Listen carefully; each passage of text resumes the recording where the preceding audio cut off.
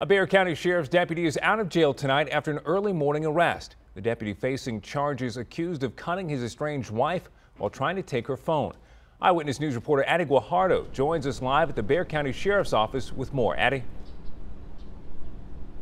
Well, the sheriff says the deputy, 26-year-old Andrew McDermott, was already on administrative leave following several accusations that he used excessive force against inmates at the jail behind me.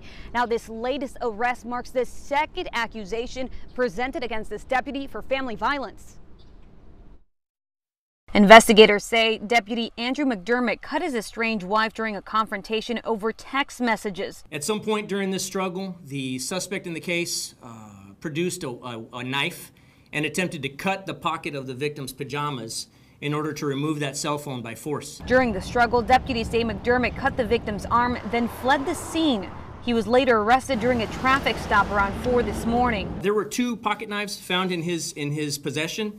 And additionally, there was a handgun that was a personally owned handgun that did not come into play in this particular instance. The sheriff says this is a second family violence accusation against the deputy, the last one dating back to 2016. But he says it was dropped, something the sheriff says won't happen this time around. Our investigators with our homicide SVU unit went to the magistrate's office and they applied for and were granted an emergency protective order that's good for 91 days. Also, this suspect is under order from the judge not to initiate contact with the victim. McDermott has been with the sheriff's office since 2015 and was placed on administrative leave in April following 6 allegations he used excessive force against inmates. Founded or unfounded, there was a large number of uses of force that gave me cause for concern as far as a pattern of behavior. The sheriff says while this may take months, he will do everything he can to get the deputy off the force.